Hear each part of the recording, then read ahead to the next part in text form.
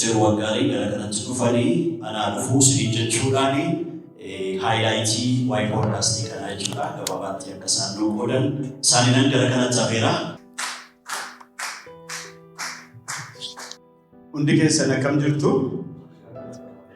Duraan dursee Waaqayyoo isa gargaaree hunduma keenya guyyaa har'aatiin nu ga'e akka kanatti carraa akkasii nuuf kenne akka kootti immoo guyyaa guddaa daree keessa dhaabbannee namoota muraasaa yookaan immoo daree tokko keessa al tokkotti barsiifnurraa gara al tokkotti addunyaa irratti yaada keenya waan Waaqayyo nu keessa kaa'ee waan baranne waan namootarraa hubanne itti dabarsinu gara miidiyaatti dhufuudhaaf carraa akkasii argannee Waaqayyo hunduma keenya gargaaree anaanis na gargaaree maatii koos gargaaree gara Dr. Wakgari Leadership Podcast kan jedhu kun maqaa isaati. Maqaa podcast kanaati gara kanaatti carraa argannee sagantaan kun akka kanatti baniinsaaf yeroo ga'u gammachuu guddaatu nutti dhaga'ama. Waaqayyoof galanni guddaan haa ta'u.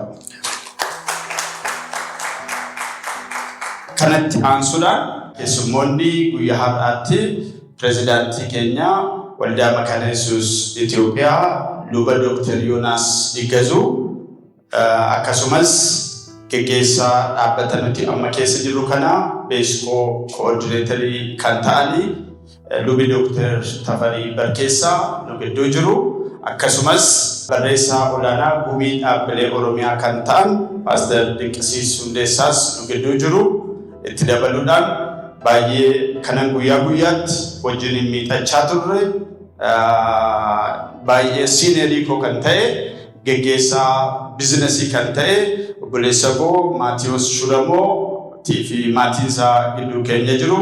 Keessummoonni guyyaa har'aa irratti affeeramtan geggeessitoonni kan bizinesii itti dabalaan immoo kan dhaabbilee amantaa hiriyoonni akkasumas dhaabbata kana keessa sister company dhaabbata kana kan ta'e immoo TMOD Consulting kan jedhu keessa kan hojjettan guyyaa har'aatti eebba Dr. Wakgari Leadership Podcast dhaabbata kanatti kan argamtan hundumti keessanuu galatoomaa isiniin jechuun barbaada. Kan ergan jedhee booddee podcastiin kuni maaliif barbaachise? Inni jedhu hamma yeroo inni cimee achi as ba'utti ibsa baay'ee guddaa kennuun anumaaf iyyuu natti cimaa ture. Wanti nuti baranne keessumaa waggaa 7 Yuunivarsiitii Finfinneetti PhD study keessa yeroo turetti waan baay'ee dubbifna, waan baay'ee of keessatti qabanna. Wanti nuyi qabanne kun garuu maal ta'a? Yeroo hedduudhaaf nuuma keessa ta'a. Platformii nuti ittiin baasuu dandeenyu platformii tu nu barbaachisa. Isinii namoonni bakka kanarra jirtan muuxannoon isin keessa jiru geggeessummaan isinii guyyaa guyyaa irratti hojjechaa jirtan kuni wanta calluma jedhee dhaabbatuma tokko keessatti hafu osoo hin taane addunyaadhaaf kan qoodamuu qabudha. Biyya keenyaaf kan qoodamuu qabudha. Itti dabalataan immoo garee adda addaatu jira. Inni kunis namoota jajjaboodhaaf akkasumas dhaabbata ganaa lafa biqilaa jiraniif warra giddu galeessa ta'aniif warra immoo sadarkaa guddaarra jiran jedhaman sinaaf muuxannoo guddaa isin keessa jiru hiramutu jira jechuudha. Inni kun immoo saba keenyaaf kan gitu ga'aa qabna. Knowledge guddaatu nu keessa jira, knowledge guddaatu isin keessa jira, namoota keenya keessa knowledge guddaatu jira. Inni kun gadi ba'uu qaba. Kanaaf immoo platformiitu nu barbaachisa. Platformiin nu barbaachisu kana keessaa tokko immoo social mediaadha. Social media akkuma isin beektan yeroo kanarra yeroodhuma kam caalaa dhimma guddaa hojjeta.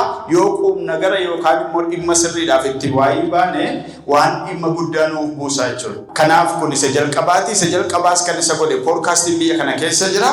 Dhimma geggeessummaa giddu galeessa godhatee dhimma dhaabbata geggeessuu, dhimma nama geggeessuu ta'uu danda'a. Sadarkaa dhuunfaatti, sadarkaa gareetti, itti dabalataan immoo sadarkaa dhaabbataatii fi sadarkaa biyyaa irratti geggeessummaa giddu galeessa godhatee namoota muuxannoo guddaa qaban geggeessummaa irratti akka keessan muuxannoo guddaa qaban kana platformii uumee haala uumee dhimma geggeessummaa dhimma dhaabbata akkaataa mul'ata isaatiitti akkaataa ergama dhaabbati sun dhaabbate keessatti wanta gaarii maaltu jira?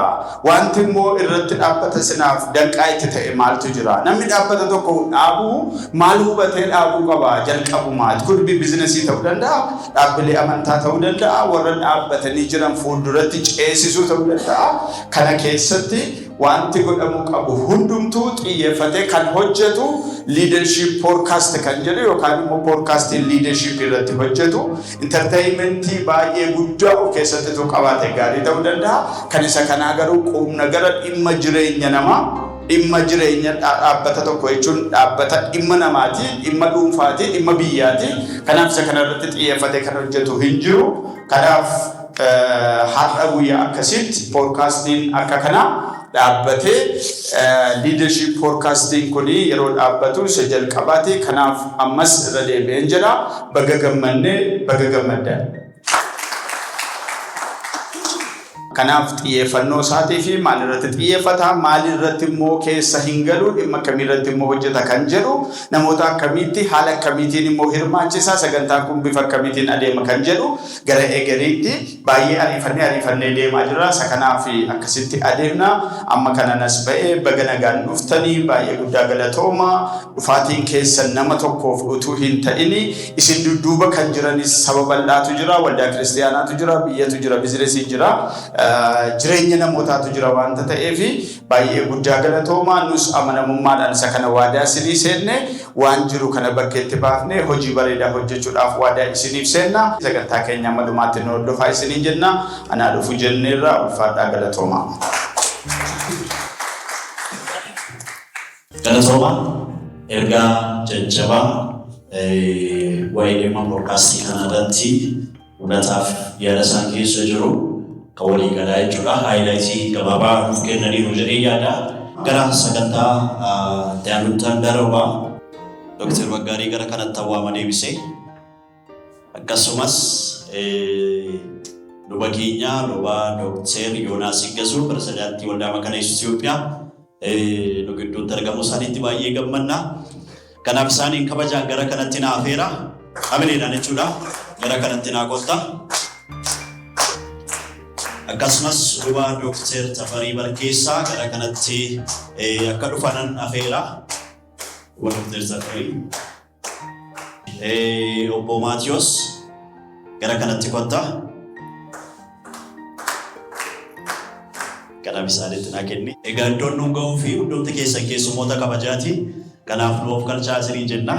Kanaaf warri ta'aa jiru kaan dhaabbannee harka keenya walitti buusnee kuni Dr. Wakgari's leadership podcast, a voice for better impact. Kan jedhudha. Slooganii isaanii yookaas immoo dhaadannoon isaanii.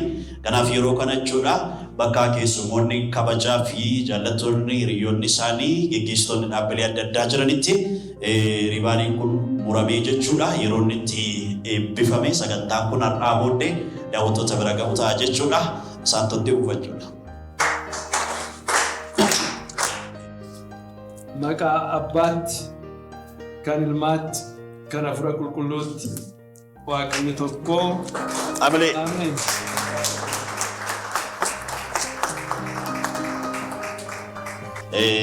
Dr. Yoonaas asumaatiin jechuudha. Warri kaan ta'a keessummoonni keenya. Egaa lubni keenya yaada gabaabaa waan keessaanii jiru jechuudha. Reaaktii akka nuu godhan asumaatiin carraa isaaniif kenna. Hunduma keessanii fi nagaan Waaqayyoo haa baay'atu. Duraan dursee Dr. Wakgari mul'ata si keessa jiru akka ibsichi as ba'u gochuudhaaf Waaqayyoo baga si gargaaree jechuudhaan jaalladha. Akkuma beeknu nama tokko duwwaadhaan immoo hin beeku waan akkasii daboo barbaachisaa dabootti yaalii garasi garanaan hojjetan jechuutu ta'e daboon akkasii yeroo baay'ee namichuma maqaan isaa keessa jiruuf gaarii ta'a. Hojjechuun isaa yaada kennuunii fi karaa biraadhaan duusuun garuu hunduma keenya bira jira. Isa kana dhaamuu barbaada warra maddara jirru karaa nu danda'an hundumaanii tumsaa yaada kennaa waan dandeenye immoo gargaaraa deemuu barbaachisaadha. Itti immoo fayyadamuun baay'ee gaarii ta'a. Hundumaafuu egaa karaan tokko banameera amma biyyattii keessatti bita leadershipii kana ilaalchisee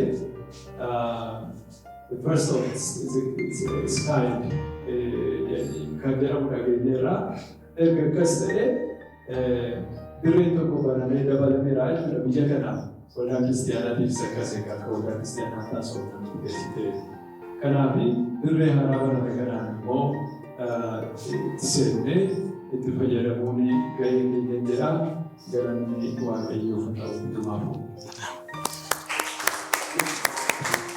Fanda luba Dr. Yoonaas innaa galateeffadha. Luba Dr. Tafarii Barkeessaan gara kanatti afeera. Waaqayyoon guddaa goonee galateeffannaa waa'ee guyyaa har'aatii fi duraan dursaa Dr. Waggariidhaa fi maatii isaaniitiin baga gammaddanii baga waaqayyo isin gargaaree baga guyyaa itti mul'anni keessanii saba duratti akka beekamu guyyaa kana baga isin qaqqabsiise waaqayyo jechuun barbaada.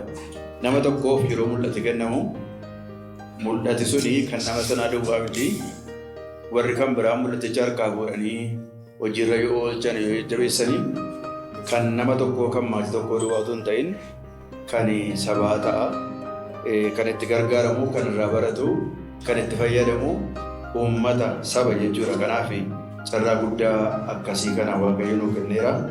Keessumatti immoo leadership irratti mul'ata akkasii qabaachuun poodkaastii akkasii kana qopheessuu danda'uun waan guddaadha. Leadershipiin iddoo adda addaatii hanqina garaagaraa qaba. Inni kaan barumsa dhabuudhaan, inni kaan immoo isa barate sanatti of kennuu dadhabuudhaan iddoo baay'eetti qaawwaan hin jiraata. Kanaaf dhimma kana kan nama yaadachiisu, kan nama barsiisu poodkaastiin akkasii kun jiraachuunsaa carraa kanaan dura hin qabne akka qabaannuuf balbala nuu baneera jechuudha. Waaqayyoof galannaa ta'u. Dr. Waggariidhaa fi maatii yookiis immoo dhaaba kana yaadaaf waaqayyoon isaanii kadhachuudhaan isaanii tumsuu dandeenya. Nu jabaadhaa itti fufaati yeroo hundumaa bu'aa isaarraa akka dhamdhama ta'aa deemnutti jabaadhaa hojjedhaa jechuun barbaada. Waaqayyoon nama keenya wajjin haa ta'u. Amileen kennaa fi galatooma isaanii jenna luba keenyaanii ulfaadhaa eebbifama. Dhiyaansuudhaan Bomaatiyoos. Waa'ee miidiyaa waan hin dubbadhu waan gabaabaa tokko jira. Galanni waaqayyoo haa ta'u. Hirnummaa gootti warri keenya mukaarra bu'innaanii gabbaa iyyaa hin jedhan. Maaliif namni biraan akka dhaga'uu fi iyyaan dhageessifanna turre. Yeroo sana miidiyaan hin jiru jechuudha. Namni akka inni itti wal dhaga'u, akka inni itti walii wajjin dubbatu, akka inni itti waan rakkina isa keessa jiru bakkeetti baafatu miidiyaadha jechuudha. Miidiyaan waan salphaa miti. Duriin iyyinaa amma muwaasaasnee biyya lafaa dhageessisnaa. Hojii koo keessatti iddoo guddaa kan naa kenne kan na gorse sadarkaa isa kana miti sadarkaa biraallee kan ga'u gorsi isaa baay'ee guddaa ture. Kanaaf geggeessuun egaa baay'ee waan namatti tolu mataa ofii geggeessuudha jalqaba. Namni mataa isaa geggeessa, namni mataa isaa bulcha, namni maatii isaa bulcha. Darbees kan biraadhaaf bu'aa guddaa kenna waan ta'eef dhimma geggeessuu guddisanii yoo irratti dubbatan bayeessa. Kanaaf geggeessaa waan jedhamu kanarratti barsiisa Dr. Waggariin jalqabe kun baay'ee jabaatee kan itti fufu ta'u turre hamma maatiitti, hamma sadarkaa waldaa kiristiyaanaatti, hamma biyyaatti illee biyyi geggeessaa gaarii hin qabne illee akka isheen baddu beekamaadha. Waaqayyo isin haa eebbisu dhiifama naa godha. Galatoomaa jedha Amileen kennaa fi kanattaan Suudaan Pastor Dinqisiisiinaaf carraa kennaa reessa dhaabbilee amantaa isaanii gara kanatti naasimadhaa.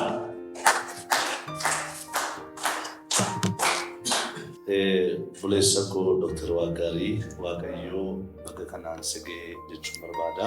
Waa'ee Dr. Wakgari wanti nuyi haasa'e Dr. Wakgari nama tokko miti. Baay'ee churchii hundeessine keessatti illee gahee guddaa qaba. Dhufee tajaajiltoota waldaa keenyaa barsiisee toora nuu qabsiisee kanaaf akka waldaattis galateeffachuun barbaada. Maatii kootittis waaqayyo si haa eebbisu. baga kanaan sige jechuun barbaada. Mul'ata Dr. Wakgari bira dhaabachuu qabna. Miidiyaa kana yeroon taa'ee future isaa ilaalu kolleejjota gurguddaa akka inni of keessatti qabaatu, training center illee akka inni of keessatti qabaatu abdii guddaan qaba. Kanaaf warra dhuftan kun warra carroomtanidha. Ana dabalatee Waaqayyo miidiyaa kana haa guddisu, nama nuu kenne kanas immoo abeessu jechuun barbaada. Isin haa eebbisu, galatooma. Kanattaan suudhaan Dr. Soolanii Nangara kanatti hafeera. Ulfaadha. Dr. Wakgari yeroo baay'een turre golbarre. Yeroo waggaa sadii hin guunne, yeroo waggaa sadanii kana keessatti akkaataan itti isa hubadhee tunnatti hin dubbatin isumarraa waan baay'ee bare. Kanaaf bagansi baree har'as bagansi danda'a. Waan baay'ee sana namoonni irra dubbataniiru. Kanaaf afaan barbaadnu akkaataa itti hubachuu dandeenyu kana argachuu danda'uun waan nama harka jiru yeroo baay'ee waan salphaadha. Nama sirriitti hubateef wanta guddaa akka inni ta'e dhimma galaa mul'ata guddaa, mul'ata bal'aa akka inni ta'e ni hubadhaa. Waaqayyoon yaada kanas keessa kaa'ee eebbifamuu jechuun barbaada. Namni keenya waa'ee waa geggeessuu, waa'ee waa hoogganuu gaafa haasofnu wanti inni yaadu waan bara. Akkaataan itti dubbatus akkaataa adda addaati. Isaan sun diigamuuf deebi'anii ijaaramuu barbaachisu.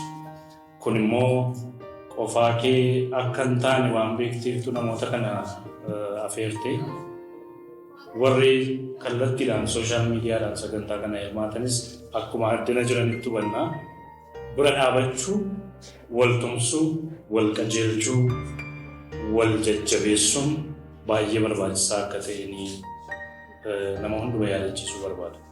Anis as keessaa ga'een qaba. Baay'ee jabaadhu. Itti cimee yeroo gara fuulduraatti jirutti waluma faana jirraa jechuun jaallaa galatooma.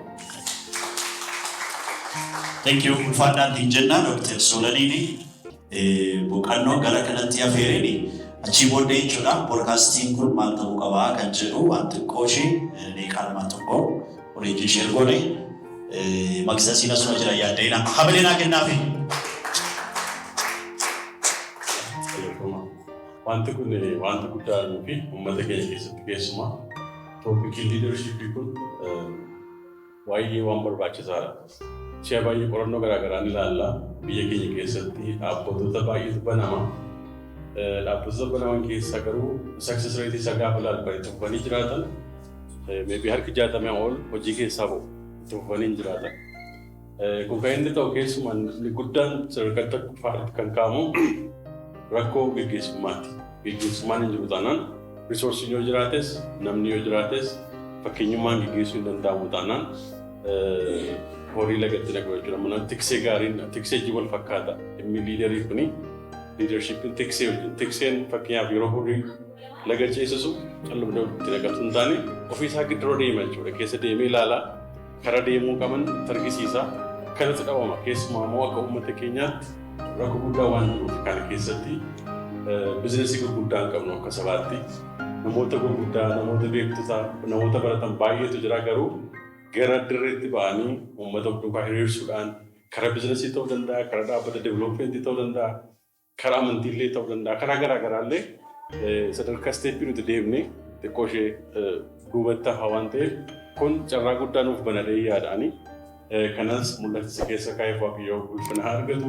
Dr. Wakgari wajjin እንግዲህ durmaan kaanee wal beekna, ijoollummaa kaanee wajjin guddanne. Amma immoo sadarkaa guddaa irra ga'ee gaafa kan argu baay'ee natti tolanaani. Baay'een gammada bakka waaqayyoon si gargaare. Ammas immoo karaa guddaa jalqabdee jirta, gucaa qabsiiftee jirta. Namoonni as argamtan hundumtuunis akka hiriyaattis si bira dhaabannee galmaan akka ga'uuf waaqayyoon gargaara. Ulfaataa fayyaadha. Galatooma galateeffadha. Kabajannaa deebisaa.